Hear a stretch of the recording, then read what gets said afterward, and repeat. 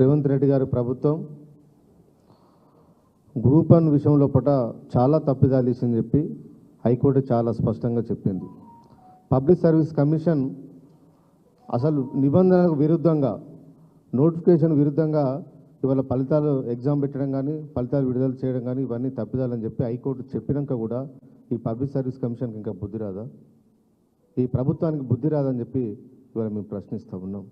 ఎందుకు మీరు బేసజాల పోతున్నారు? డివిజన్ బెంచ్కి పోవాల్సిన అవసరం మీకు ఎందుకు? ఆ నిరుద్యోగుల జీవితాలతో ఆటలు ఆడుకుంటారా? ఎన్ని సంవత్సరాలు ఆటలు ఆడుకుంటారు? ఏళ్ళ కొద్ది విద్యార్థులు గ్రూప్ 1 కోసం రాసుకుంటూనే ఉండాలా? ఇప్పటికి ఇదేనా? ప్రాపర్గా కండక్ట్ చేయలేరా?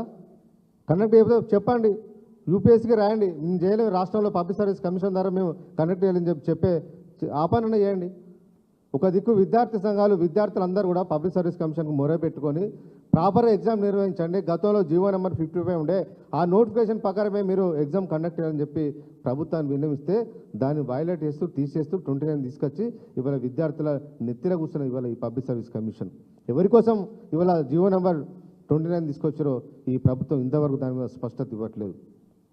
ఇవాళ హైకోర్టు తీర్పునిచ్చినాక కూడా మేము మా తప్పిదాలను సరిదిద్దుకుంటాం, కోర్టు తీర్పు ప్రకారం మేము తీర్పు ప్రకారం మేము మెదులుకుంటామని చెప్పి ఒక్క స్టేట్మెంట్ లేదు ఇవాళ పబ్లిక్ సర్వీస్ కమిషన్ నుంచి లేదు, ఈ ప్రభుత్వం నుంచి కూడా లేదు.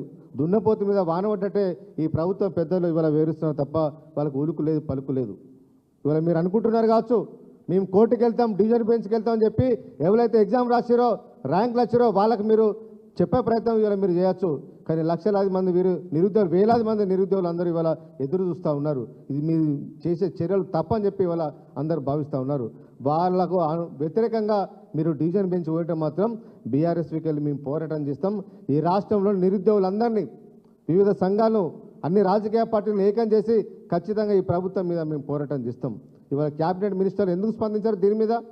మీ అవసరాల కోసం, మీ ఫండింగ్ కోసం, వాటి కోసం, వీటి కోసం, చిన్న మీ పనుల కోసం మాత్రం క్యాబినెట్ మీటింగ్ను ప్రత్యేకంగా పెట్టుకుంటారు.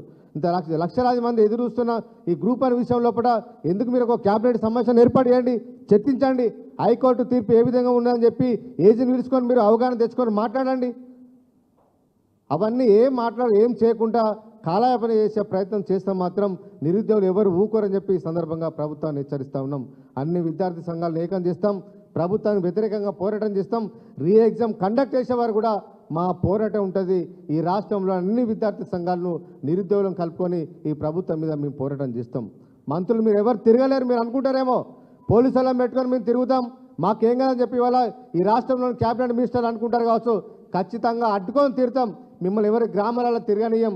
రేపు స్థానిక సంస్థల ఎన్నికలు వచ్చినా, ఏదొచ్చినా, శంకుస్థాపన కార్యక్రమాలకు వచ్చినా, అభివృద్ధి కార్యక్రమాలకు వచ్చినా కూడా గ్రామాలలో తిరగకుండా మీ వెంటబడి మిమ్మల్ని 60 రోజులు వస్తాయని అనే విషయాన్ని ఇవాళ మినిస్టర్లు అందరూ ఇవాళ గుర్తుంచుకోవాలి. కాబట్టి ఇప్పటికైనా మీరు బేసిజాలు ఇవ్వకండి.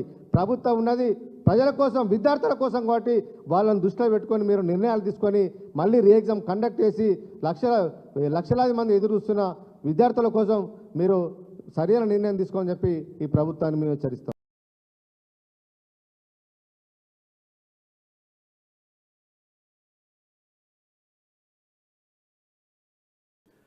50 మంది తెలంగాణ సమాజానికి, మరి ముఖ్యంగా విద్యార్థి నిరుద్యోగ మిత్రులందరికీ కూడా హృదయపూర్వకంగా నమస్కారం.